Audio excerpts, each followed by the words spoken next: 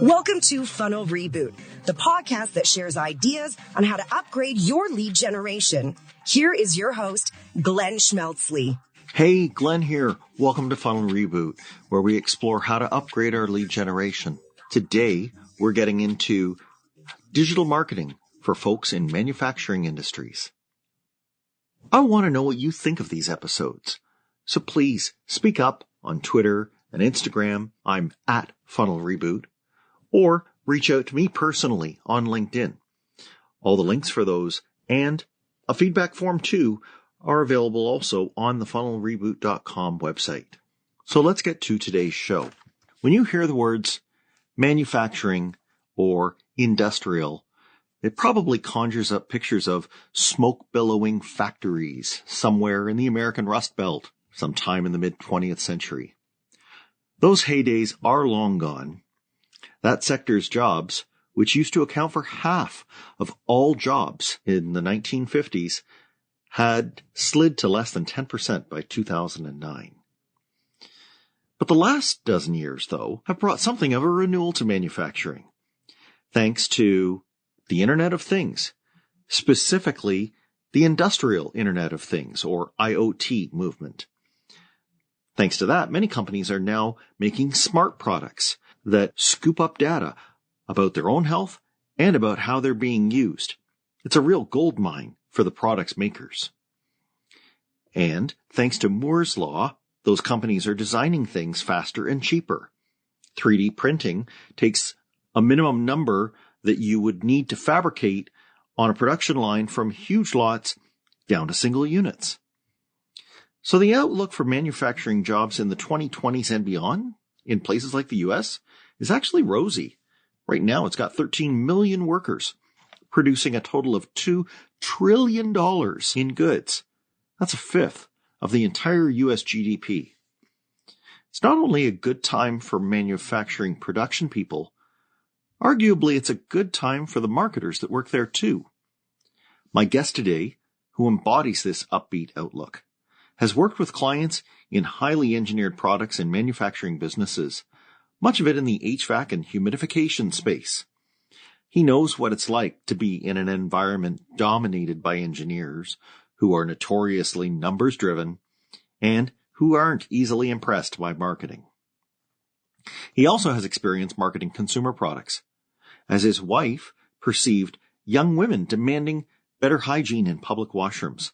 So he and his wife created a brand of paper toilet seat covers in 2008, doing everything from designing, sourcing, distributing, and of course marketing what's become an extremely successful product.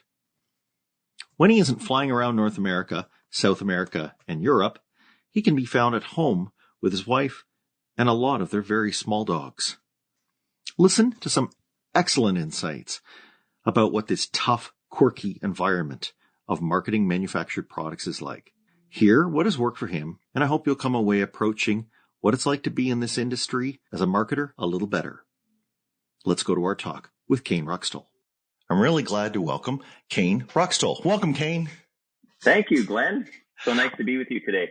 Yeah, and I'm really glad that you've come on. You have a unique perspective, given that you have spent a good chunk of your career in industrial and in the marketing of products to or with manufactured companies, right? Mm-hmm. That's correct. And maybe we can start with understanding what, in your mind, are the differences about how they behave compared to other B2B type of markets and, what it is that sets them apart. Yep. In my opinion, I would say two things specifically. So number one is OEM. So private label, though other B2B manufacturers or sellers potentially would do private label even in the software space, that is a critical aspect of the manufacturing space where they'll make components and products for their competitors in some cases and other companies. And so that other company, they essentially just slap their logo on the front casing of whatever the product is, as an example, Yep. but all the insides, everything is from another manufacturer.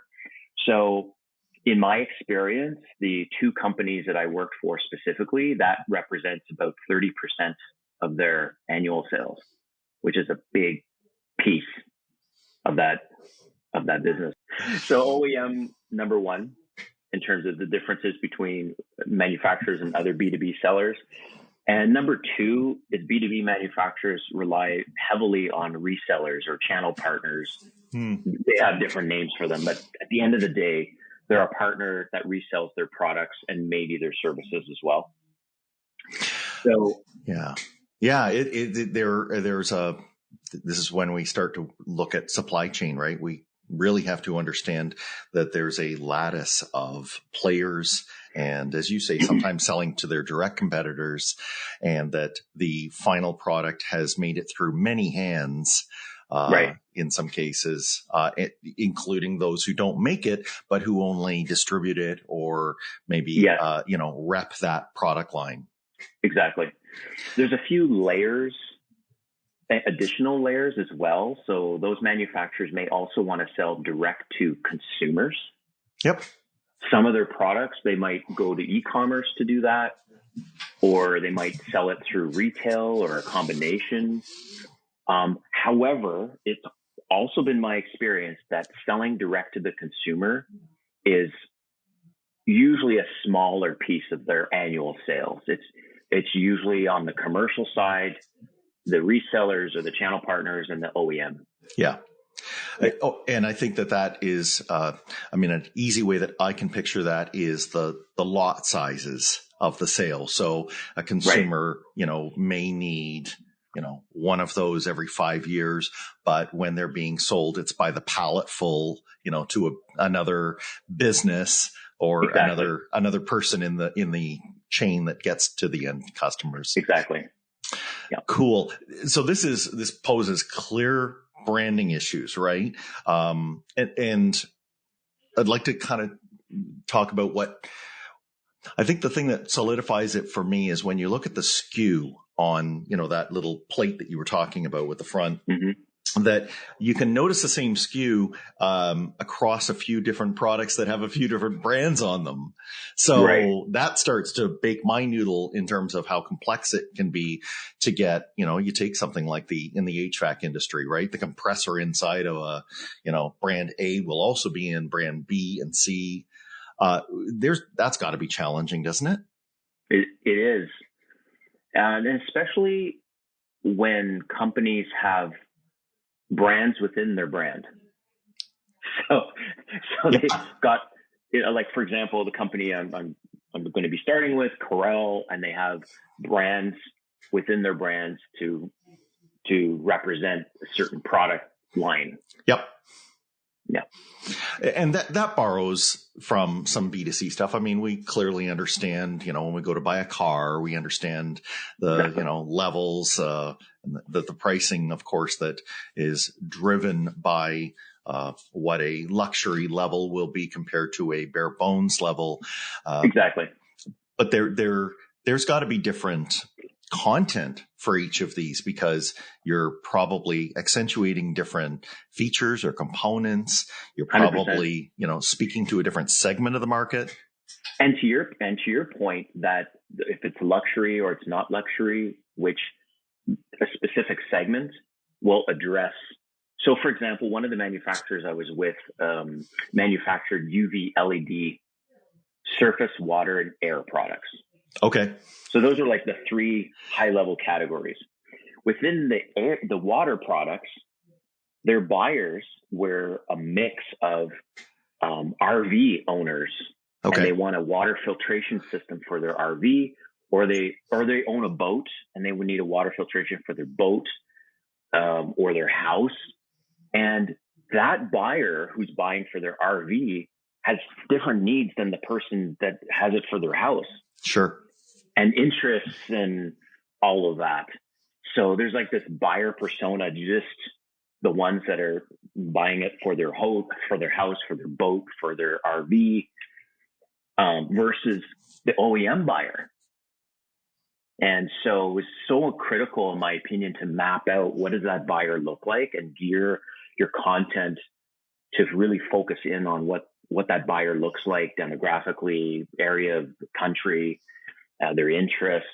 And if you're specifically trying to promote that type of specific product for that buyer. Yeah. Marketing definitely has to play catch up in those cases to a product that is already suited for them.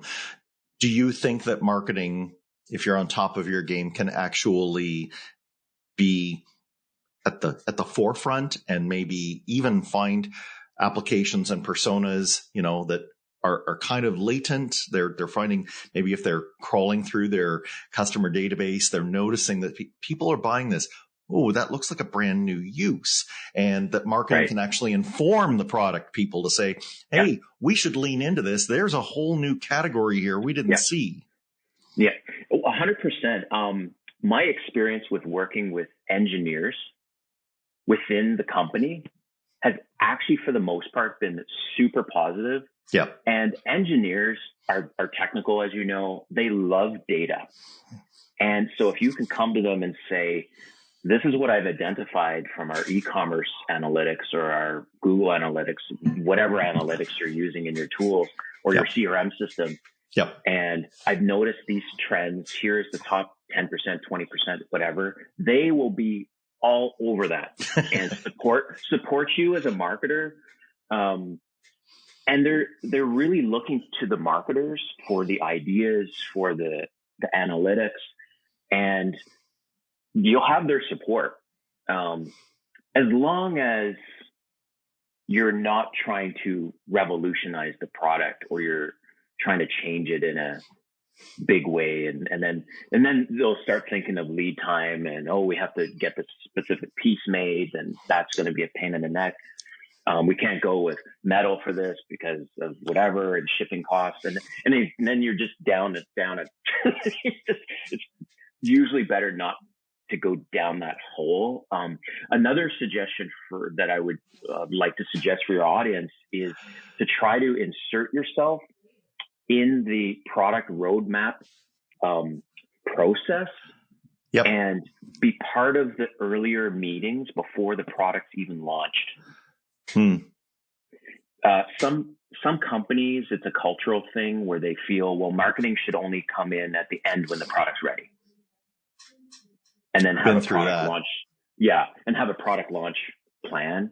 Yeah. But I really highly suggest if you can, convince the team to be part of, even if you're just listening in the background and taking notes, because when they're really getting close to product launch,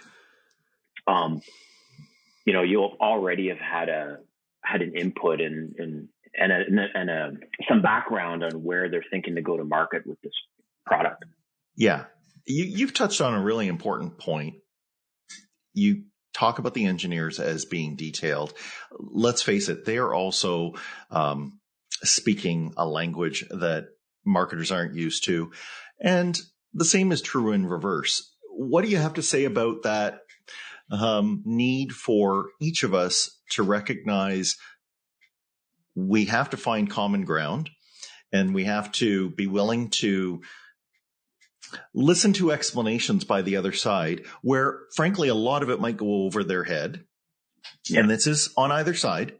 But that it's that little piece that sticks that, both sides can clearly understand, that will make a huge difference in how the company does over the long haul. Mm-hmm. Mm-hmm. I've sat through meetings where, hour-long meeting by the technical staff, and maybe 3 minutes of it I heard that made me say, oh, we're going to market it differently because of that. Right. The rest of the meeting, I don't even know what they talked about, but I heard that part, right? Yeah. So the other thing in my experience with the engineers in the company, that the manufacturer, is they're a little risk averse, in that they're always in their mind, and it's their profession. They're always thinking of what's the ramifications if we do this way, or what if we get too many orders? How are we going to fulfill it? Marketers, has been my experience, were more less risk averse, and we'll just go for it. Yeah, let's not worry about that. Not worry about the consequences, maybe to a fault. Yep.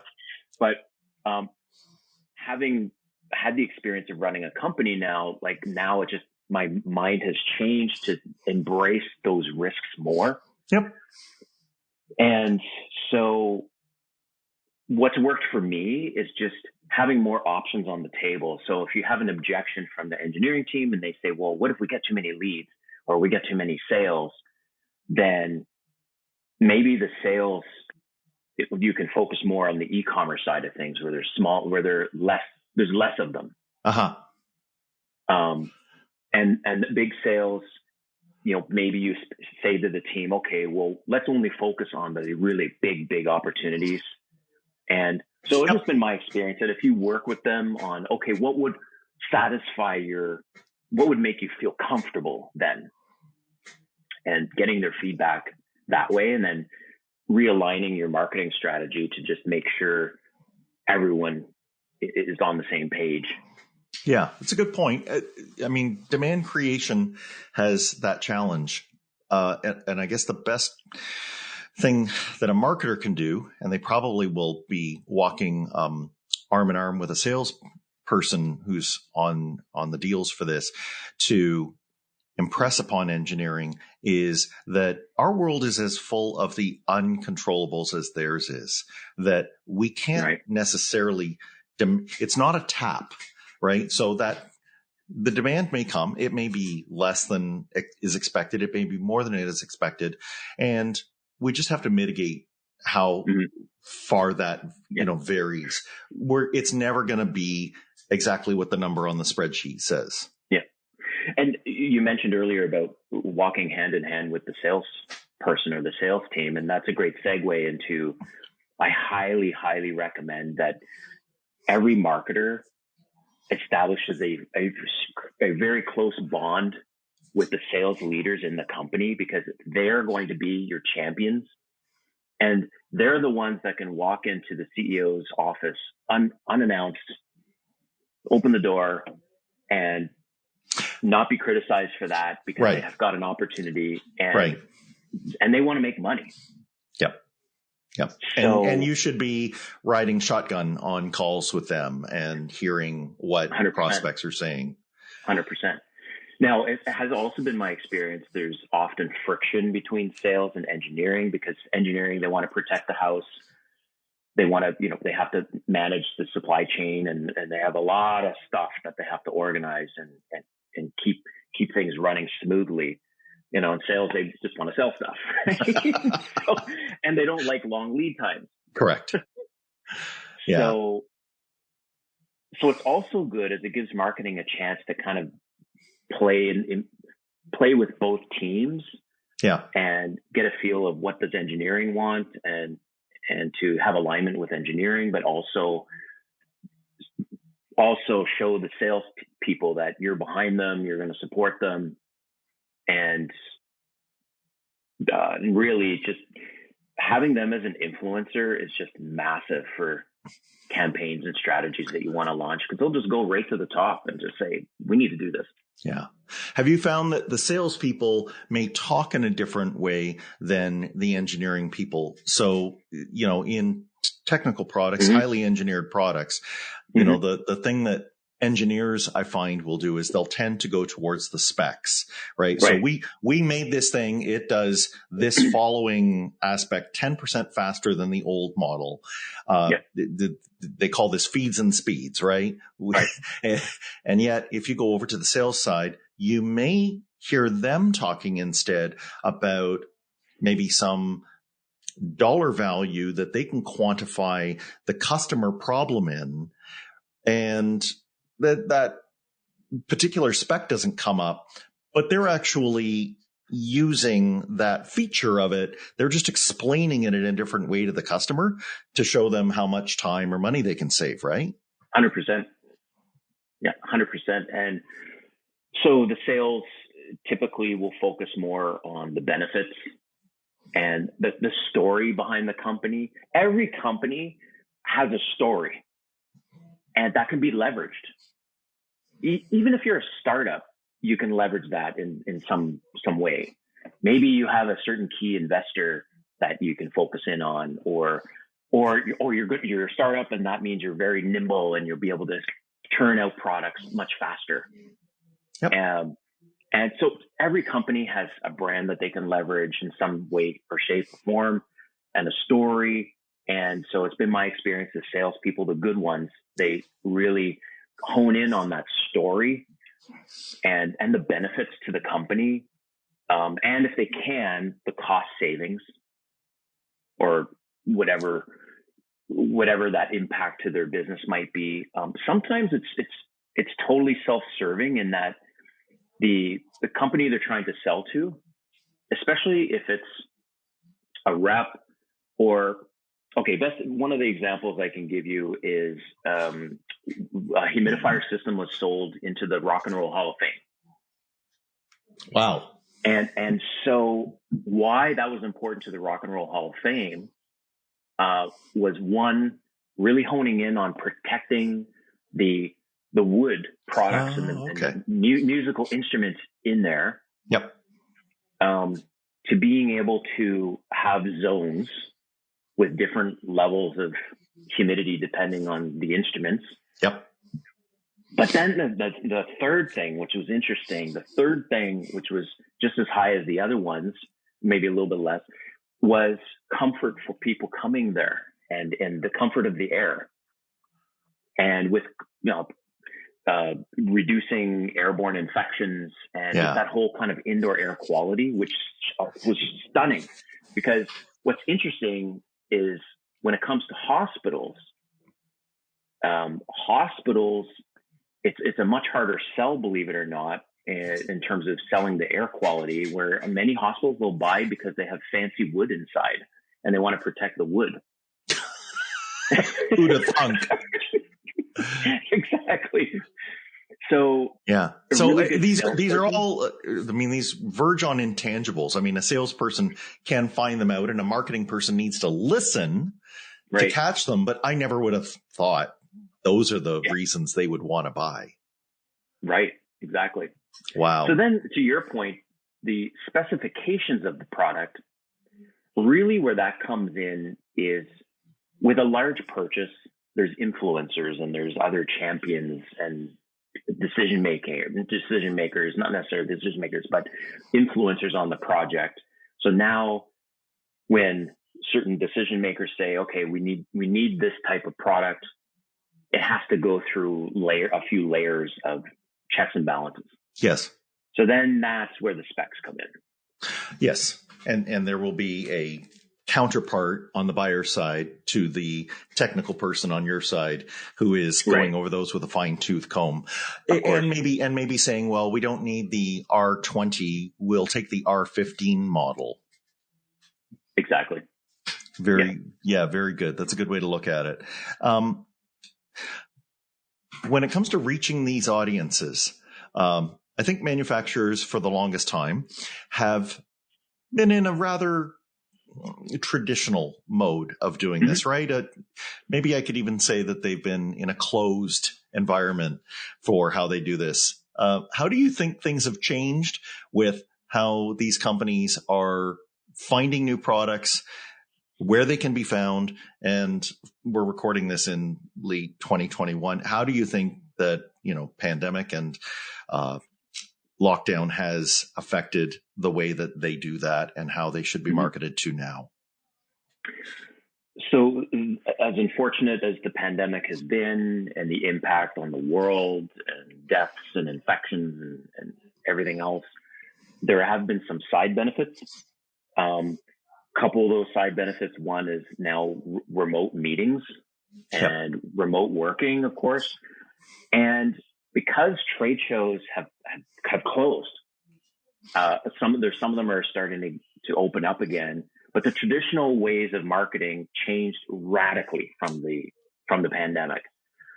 So now manufacturers have no choice, not only to start looking at digital opportunities and embrace digital, but it's an added level of security and it's part of the marketing mix. That if the pandemic continues and there's other things that affect traditional methods, digital, is also a significant part of that, and should be the marketing mix. And the other really important factor is the younger engineers, contractors, and buyers that are digitally savvy. Right. And changing of the guard. You have to be where the buyers are searching. So it's important, what you're saying is to understand the relative age in your particular subsector of manufacturing, because exactly. You may just find you have a bunch of millennials. I mean, I remember hearing, fairly recently that millennials are the largest generation that is currently in the workforce, and they are now the majority of management level jobs. Mm-hmm. Right? Agree with that. Mm-hmm. And now that may not be true. Your mileage may vary in certain sectors, sure. But we shouldn't forget that they're more than happy to do all of these digital channels, and that we shouldn't just dismiss them and say, oh, well, we have to wait until trade shows come back. Right. The other thing I'll mention too in terms of digital is there's so many options today of digital marketing. I mean, you could do Snapchat, TikTok, Instagram, Google AdWords, Google search. I mean, the list goes on and on and on and on. Podcasts. Yep. Right? YouTube videos. Right? During my trip in Cartagena, I took a lot of different videos, and I really want to beef up my YouTube channel. Sweet. And so, but there's a lot of time that goes into the editing and other things you have to do to just get it right. And so I would recommend to people, not to try and do all things at the same time, and to really think through not only how much time is going to go into that particular tactic, the skill set for that tactic, and most importantly, can you be consistent with it? Yeah. So, if you're going to do podcasts, I mean, is it something you're willing to commit to once a month, sort of thing? Yeah, absolutely. If the person, let's imagine that content's not the issue, but it's about the placement of that content. If somebody's coming into manufacturing, they're probably going to bump into this thing known as the trade press or the, industry mags. Right. What can you tell me about what role they play as far as being noticed by a technical audience, and hopefully maybe getting their engagement, maybe getting them to eventually share their email address and get in touch with you? What do these intermediaries mean to you? I've worked with quite a few of these industry specific publications and media outlets. They're not all created equal, and they all have their own kind of benefits. Yep. The biggest, so couple benefits just off the top is some of them represent the whole industry. Okay. So it could be HVAC specific, like just say HVAC. Yep. It could be, this is the number one industry publication for HVAC. Then that's a great place for thought leadership and brand, really having the brand front and center, but more on a thought leadership standpoint. Yeah. I have not had the best success with those kind of higher level full industry for any kind of lead generation directly. Okay. It's more of an indirect thought leadership, speaking at a conference, raising awareness. Yeah. And have most of these pubs, I know we call them publications, but have most of them made the leap to digital editions, or they're at least in both places? Right. Okay. Yeah. So just to the listener, I didn't want to lead people to think, oh, really? I'm going to get into a print situation? No. So this is interesting too, that you're mentioning this, that if the buyers are of an older generation and older than us, those buyers are still looking at old school magazines and trade magazines. Of course. They didn't go away. They didn't go away, and there's value to that. So from a brand awareness and having articles, that there might be a good play there if certain buyers, that's what the way that they're consuming content.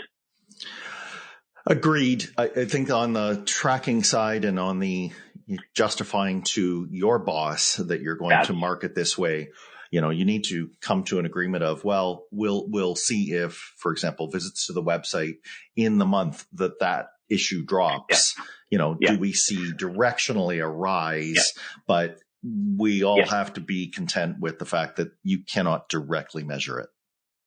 100%. And how I've managed up with any of my superiors, if they've come to me and said, hey, I think we should run an ad in this particular magazine, and I know to run a full page ad is going to be $20,000 as an example. Yep. Well, I'll mention to them, I'll say, the ad's going to cost $20,000. It's going to be in so many issues. Some of the disadvantages is the lack of tracking. We can try these things for tracking, like, to get more information and use a vanity URL or something. Yep. But if I kind of just set the stage of tracking is going to be a lot less visible than on the digital side, as long as they know we might not be able to track anything from the spend. Yep. Sometimes it's just one of the executives, they just want to be there because they saw a competitor. And it's as simple as that. They're like, the competitor has an ad, we need to have an ad. That's the same justification for a lot of those older, trade shows. Same thing. They had a booth. We have to have a booth.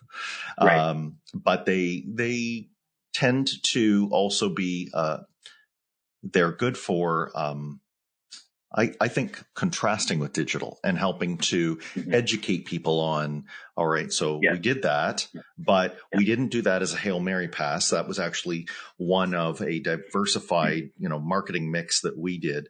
And look over here, for, on a per conversion basis, this digital channel seems to be performing quite well. Wouldn't you agree, on an ROI basis? So I think it can be used in a variety of ways. Exactly. One of the tips I'll give for your audience is, speaking about digital and industry publications, is publications that I've had some of the best results from a lead gen perspective are the subset of the industry. So I mentioned HVAC.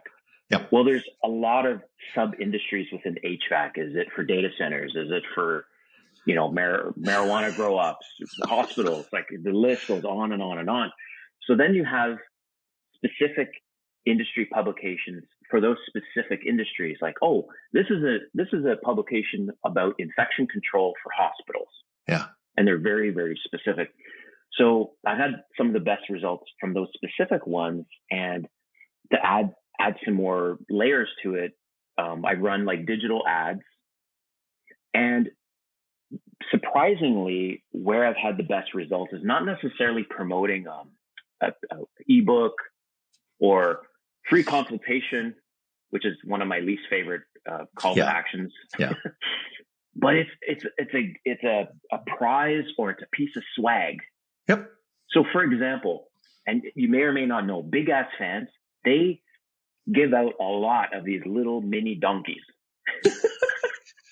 Some of them are like squishy ones. Wow. Or they're just ones that people put on their desktop. So for one manufacturer I worked with, I bought a little hygrometer where they're like a $5 piece of swag. Yep. Where you could see the humidity level, and it's got a happy face if it's in the right range, or sad face if it's not.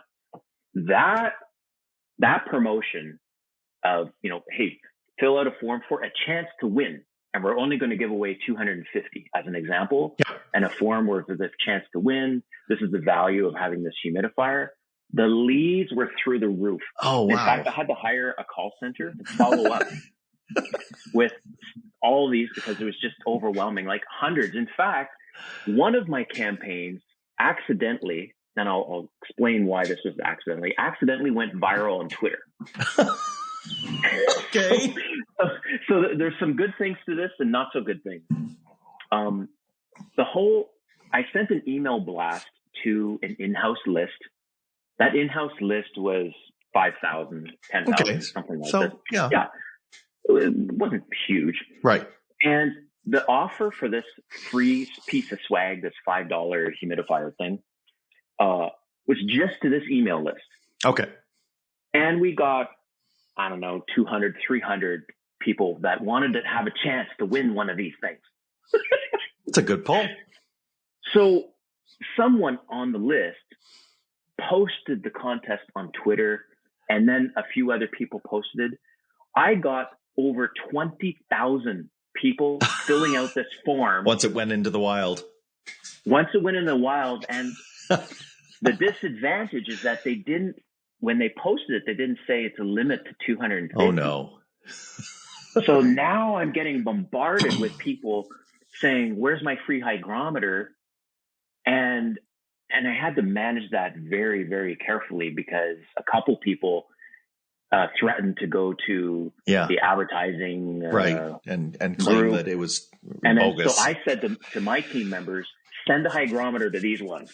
Right. The last thing we need is, but it just kind of took off. And so my point for your audience is that if you can find a piece of swag that is interesting, that's cool, that has a functional purpose, that will be one of your best lead magnets.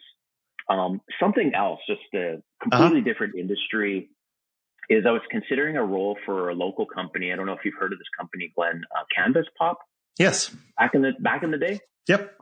So one of the founders at Canvas Pop, they put digital art on big pieces of canvas.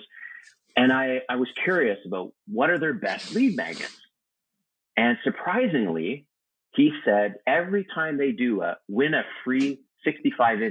chance to win a free 65-inch 4K TV, thousands.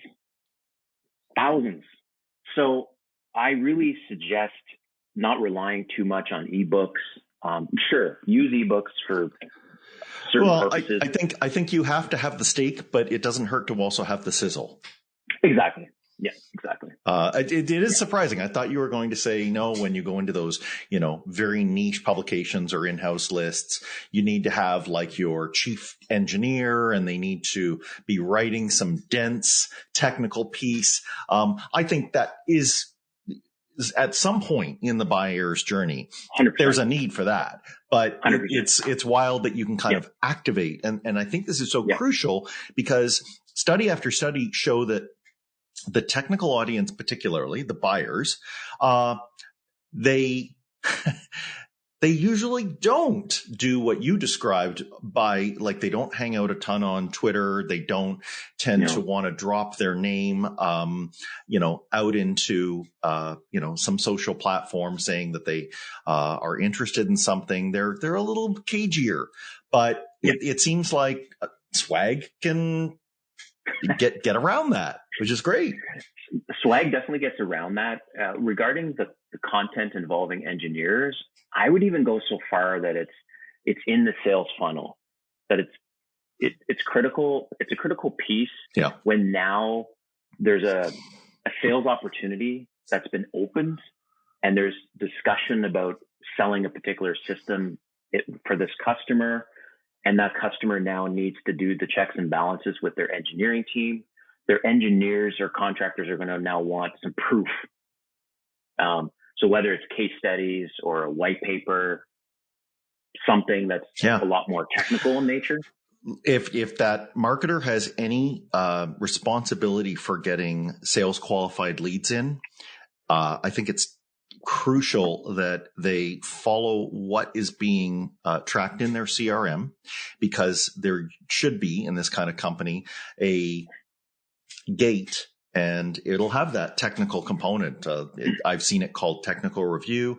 I've seen sometimes sales accepted lead, where they'll look at the person's title and go, no, this is not the kind of person that normally vets our product. So we're not going to progress to a phone call.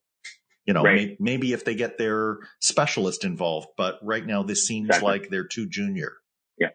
Which by the way, that, thanks for mentioning that, because using some of the more technical content can be excellent in terms of its use, is in a nurture email series. So you've got these not sales qualified leads, and you just get them on an email track, and periodically you send them on a piece of more technical content. Yeah. And you may find that they've passed it on to the colleague, and 100%. Then that person gets back to you. Okay, now we're talking. Exactly. Yeah. Sweet. I didn't want to leave this before we kind of bring up the idea of life cycle. I think this is rather important in a physical product. This is definitely weighing on the minds of those who make product, who inventory product. And when you have an engineering product, it's always going to go through different models, and it's going to, at some point be, maybe too soon for the marketplace, or, they're actually at the other end and they have a lagging product, but there's still a small audience for it. They're hanging on, but it's not going to be the next big thing. What can you share with us about how we as marketers can bring this life cycle thinking into how we do our jobs? Mm-hmm. Great example of that was a manufacturer I was working for created a product just as COVID hit. Okay. And it was a surface disinfection using UV LED lighting. Okay. And they, had the product tested, and it did kill the COVID virus after so many seconds on the piece of hard equipment. There was other kind of areas that were a bit of a nightmare for me as a marketer because of words I couldn't use on Google and everything else. Yeah, we all got that. But to your point about the life cycle, so one of the things that I mentioned to the CEO of the company is this product will have a life cycle. When COVID and the pandemic ends, people are not going to be buying this. Didn't really like hearing that, but it was important that I mentioned it. Right. This was a pandemic specific product. Nobody's going to be disinfecting their surfaces when they know, okay, we're in the clear. Just like masks. Like, I think we're all anxious to not wear masks. Right. But so once everything's kind of in the clear, the mask business is going to just drop. Yep. So what do you do? What do you do when you know this product's going to have a certain life cycle? And so my suggestion was to front load the dollars, the avenues, the brand initiatives, and the awareness, like front load it. Yeah. And give it like your highest priority, knowing it's coming to an end. Yes. So the other thing that I did in terms of front loading was involving social media influencers to really help spread the word on digital channels. That had mixed results depending on the social media influencer. Also worked with YouTube influencers for unboxing videos. That doesn't have a play for all products, but right. And we were able to track through coupon codes and things which influencers were doing well, which ones weren't. And I created a specific influencer package of what compensation they would get for that. And so it was just so important to front load at the early part of the life cycle, and to hopefully you have enough brand awareness and enough media attention and PR and the brand name is just kind of out there. Yeah. That will maybe prolong that life cycle. But I also plan to reduce the marketing spend as the pandemic was, sure. Yeah, no, that's really valuable to bring in the time component, right? Because there may be also a constraint on how much we can juggle all at once. But if we know that we have to maybe leave some of our products that you measure their lifespan in decades for a while to focus on an acute need for a product, right. Then we as marketers can do this without, burning the candle at both ends. Exactly.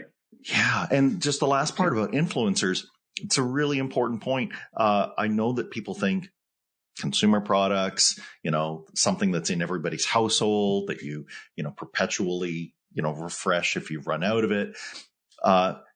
Sure, those things use influencers, but that very, exclusive niche product that, is needed by dozens or hundreds of companies out there. You're right. There are also influencers out there for them too. And I will add something to that maybe the influencer you're thinking of using isn't promoting your product specifically. Correct. But raising awareness around what your product solves. Yep. And that is gold. So one of the manufacturers I worked with, and I hired a bunch of medical influencers to raise awareness for a petition that I organized for. The purpose of the petition was to get the attention of the World Health Organization. Okay. And that was one of my favorite projects that I ever worked on in my career. And at the end of the day, the World Health Organization knew about the petition, and they're working on guidelines for indoor humidity levels, which is awesome. We didn't get the signatures that we all thought, but we achieved the goal. But what was most interesting was just working with medical influencers around the whole awareness of what the product solved. Yes. So manufacturers can take advantage of that, because it is hard to post on Instagram, as an example. I mean, imagine how difficult it would be to try to come up with a concept image for a commercial product. Right? Yeah. But maybe that commercial product solved something specific that really hits the hearts of, okay, this is for children, this is for elderly. Yep. For animals, whatever it is. Yeah. And if you're going to be true to that, I think one thing to consider is that if we look at there's this peso model of different types of media out there, and the O stands for owned properties. And if you really are dedicated, and if you feel that your company should be the one that is rallying to the cause of this problem, you need to consider that you have to make a house property that will speak to the problem. You basically described it in your health one. I'm thinking right now of another one that's in the computing space, and this company makes software that is good at providing a bridge between the way that we do, computing now on, Windows hardware, but they stretch back into legacy mainframe systems. And they, want to speak to those companies that have not yet retired those systems, still need them for critical functions.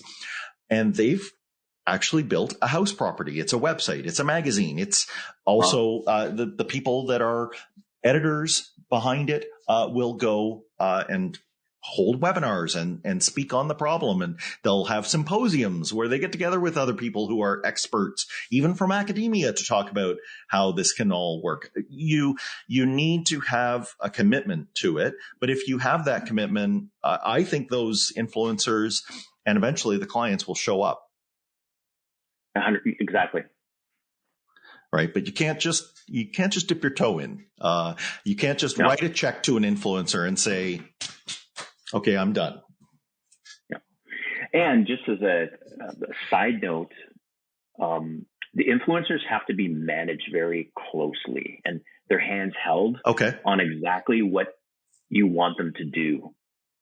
Because left to their own, they'll just create a picture that's maybe out of context of your message. Yes. And then expect payment, and they post it on their channel, and it doesn't resonate with doesn't connect with your brand. And they don't have the benefit of the data you have, of the research that you've done, right? Personas and all that. So you probably need to give them some cues and maybe even scripts. Right. And my suggestion would be for the larger influencers, if you want to go after what I call macro influencers, and that would be like influencers with over 100,000 followers, to use an agency for that. Yeah. Because the agency will negotiate the rates and do all the checks and balances and guidelines and brand guidelines to follow and all these things, where you're going to pay big. Yeah. Those influencers. Yeah. Thousands of dollars sometimes. But you can probably work your way up to justifying those macro by starting with some micro influencers. Exactly. Yeah. And my suggestion is the micro influencers that are in the specific audience. Like I mentioned, boat owners or RV owners, and go after influencers for a specific persona. Yeah. Maybe somebody who's a well-known YouTuber that, reviews that category of products. Exactly. Fabulous. Caine, if people want to reach out to you and, hear more of your views on this stuff, where can they do that? Best way would be either Twitter, Instagram, YouTube. I have the same channel name. Caine-tastic is what I go by. That's awesome. And I would encourage people, don't be a stranger. Is it fair even to say LinkedIn? LinkedIn, of course, yes. Awesome. So we'll include those in the show notes. And I want to thank you today, Caine. It's been really great listening to your ideas on how we can do manufacturing marketing better. Excellent. Thanks for having me. Thanks. To our listener, if you like what you heard today, and if you know somebody in this sector or who's looking to get in, please go ahead and share this episode with them. And I hope that we've given you something that makes your funnel even better. Thanks for listening. Follow the show on Twitter @Funnel Reboot. If you like what you have heard today, please consider leaving a review wherever you get your podcasts.